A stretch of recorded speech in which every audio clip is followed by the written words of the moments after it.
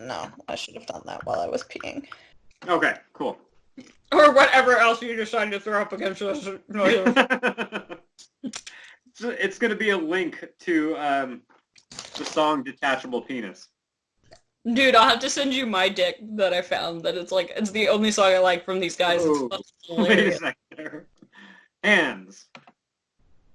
You take a moment to examine your hands. They're dry as well as dirty. They're also kind of smell like apples, although you don't know why. You take a deep breath and savor your fruity fingers before moving on.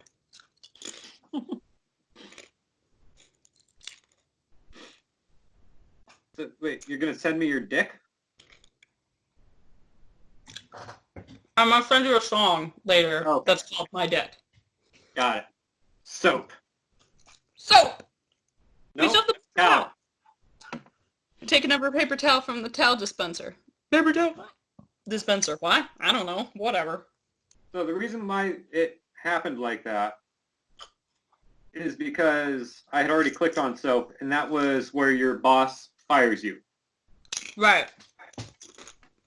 And I'm saying that because that's going to pop up a lot. There are certain scenarios where that repeat, and I think I don't want it thought that I didn't use every possible situation.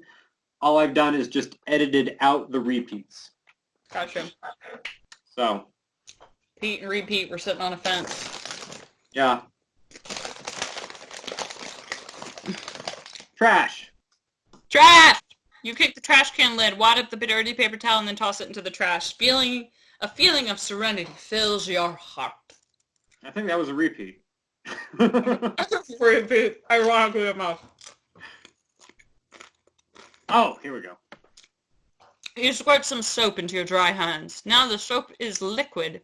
I mean, you probably don't need to wet it with your hands before using it, but the label from the soap manufacturer says to wet hands before using.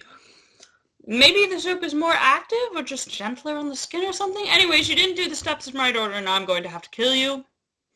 So a bear jumps out behind you and tears off your face using his massive claws. Next, the bear hits your heart and you die. Brutal. Game over. Mm-hmm. And now this goes back to our previous conversation about Midsommer that wasn't on record, I realize. Oh yeah. Remember the guy gets sewn into the fucking bear at the end? Sorry. Spoiler alert. Continue. Huh? I was just giving a spoiler alert. Oh. Yeah. Yeah. Yes. So, okay. I'll pause this.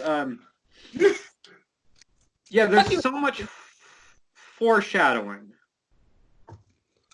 though, that it's not at all random. No. But it's also makes it kills all of the suspense when it happens. Yeah. You know? A similar thing was with the pubes.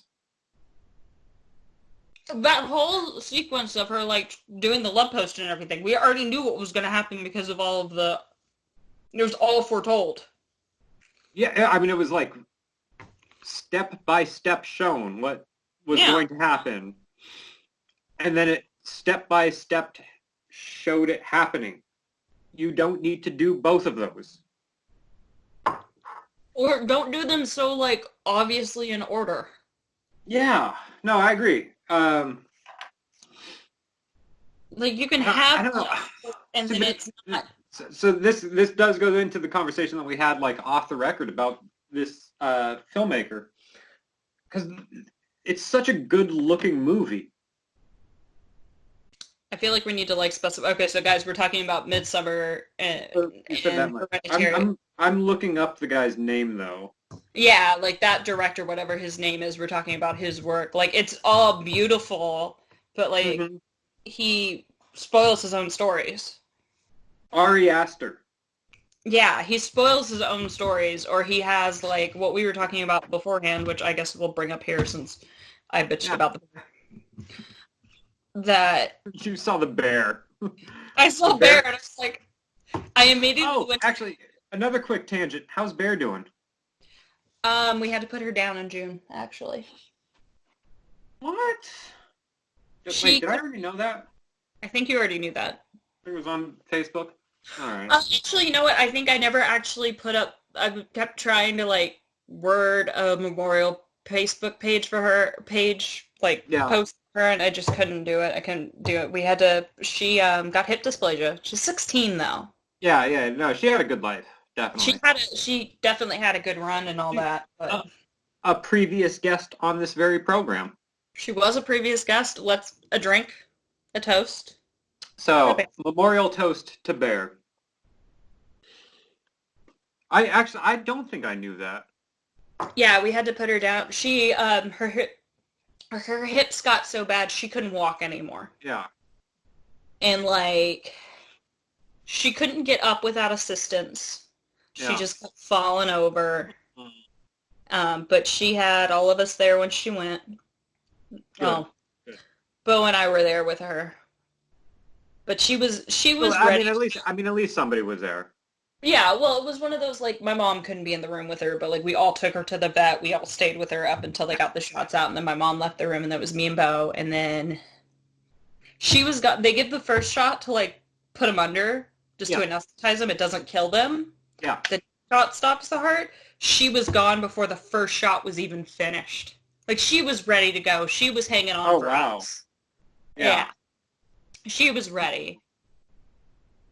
It sucked. It really sucked. That was really hard. She was a very good dog. But that's a good way to go. Yeah, definitely gave her like the 5-star dog death. Yeah, well, like minimal pain, minimal suffering, you know. Yeah, it was right as it's got the worst that they got, because what would happen is she'd have like one bad day and we're like, all right, this is the tipping point, and then she'd be fine. Yeah. And then it was obvious that, okay, we've hit the tipping point. And we're very much a family of, once their quality of life is gone, it's not right to keep them alive. And I actually believe that with humans too, but that's a little controversial. No, I'm 100% in agreement. I mean, this is definitely taken a turn for our hand washing simulator, but well, I 100% agree. It's quality, not quantity. Yeah. I had a friend of mine, I'll leave it at that, who his family kept like their dog alive probably, I want to say 6 or 7 years longer than was appropriate. Yes. I have a feeling I know that friend. Well, or at least I know somebody. Met him. Huh. But you don't. Actually, I'm not sure you actually met him. No, somebody who used to be on this program with us, his family did in my feelings, did something very similar with another. No, I wasn't talking about anybody who's been on the program. No, this was someone. No. I very much feel they kept a dog alive, not for them, but for the matriarch of the family. Yep. I'll just leave it at that. Exact same situation, even though it's not the same person. Well, I would expand it. It wasn't just for the matriarch of the family. It was a couple of the people in the family, but it was just. I mean, if you think about what the dog was going through for even just half of that period of time, it's like, what are you fucking doing? Yeah. You know. No, she would fall and get embarrassed because she was always a very independent dog. No, I didn't realize you didn't know. But then we never posted on Facebook about it because we just didn't. Yeah, no. Sorry to break it down, our guy. Bears have been on this episode, so toast to Bear. She's a good dog. To find out through Midsommer. Fucking Midsommer. Yet another reason to hate that movie. Well, you know what? I'm happy to have known her, and I'm happy to be able to toast to Bear. Yeah. She was always a pleasure. She was always a trip. Just absolutely. Zoot, we Goofball. got in there. We got in there. We're in the vet's office. I'm going to tell you this story because it sums up Bear's personality in one go. Yeah. Because it had been like 2.5 days before she hadn't been able to get up on her own. She had to have help to stand up. Yeah. And so, like, Bo carried her in a blanket, and we sit down. The nurse comes in, and they already knew what we were there for. They already knew we were going to put her down. It wasn't like a surprise. So they had kind of already prepped a room and everything that we could have stayed there all day if we wanted to. Yeah. Ooh. Hi, Mr. Kasey. You have Arby's! Arby's break!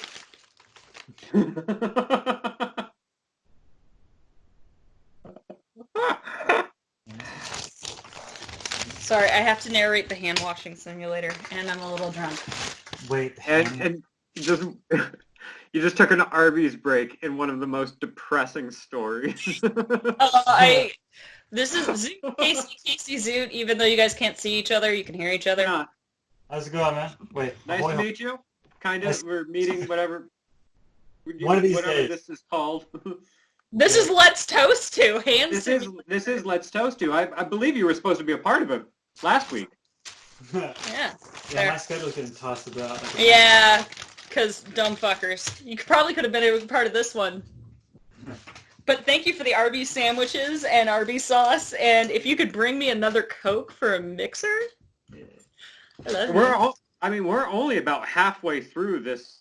I know, that's why I got 2 sandwiches, because I had him pick them up for my lunch. Oh, I'm saying can you join? He can he can be the special guest for this one too.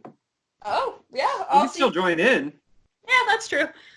With special guest Kasey. Yeah, absolutely. Okay. But no. He needs a drink though. Cut this a little more seamlessly. You're gonna have fun editing this. Well, we'll see what's funnier. Yeah. No. So. I mean, honestly, as tragic as it is, it is really funny that gallows humor ideal that at the peak of the "this is how we put down our dog" story cuts away to fuck. I just got a bunch of Arby's celebration. So okay, it's kind of amazing. It totally is. So no, we get in there. The nurse is asking us like questions about like what is her quality, because I guess some people like try to put them in their animals. With it. Okay. Like when they're still okay, these are things we can do and help them just in case. So they double check basically. And so like we're going on about how she can't get up and da da da da. And Bear, motherfucker, stands straight up and starts walking around. And I just look at my mom like, can you believe this shit right now? But that was her, you know what I mean? That was, did you see 3 billboards outside of Ebbing, Missouri? Which did you see that movie? No. It's great. So it's Frances McDormand. Her daughter gets killed, and they never find the murderer. It's in this small town in Ebbing, Missouri. So a year later, she puts up 3 billboards that basically says, like, it's been a year. My daughter's murderer has never been caught. What are you fucking doing, sheriff? I forget the guy's name. But the sheriff's played by Woody Harrelson. And spoiler alert, about no, not at all. About midway through the movie, he kills himself. And one of the things he did before killing himself was pay to have the billboards up for like another year, because he knew it would make the townspeople hate Frances McDormand. And I hate the fact that I had to spoil that for you, because it's still worth watching the movie. There's a lot more that goes on. But that's just like, that's the first thing that popped in my mind when you talk about that story with Bear, where it's like you bring her in to put her down because her quality of life has been shot to shit through just age.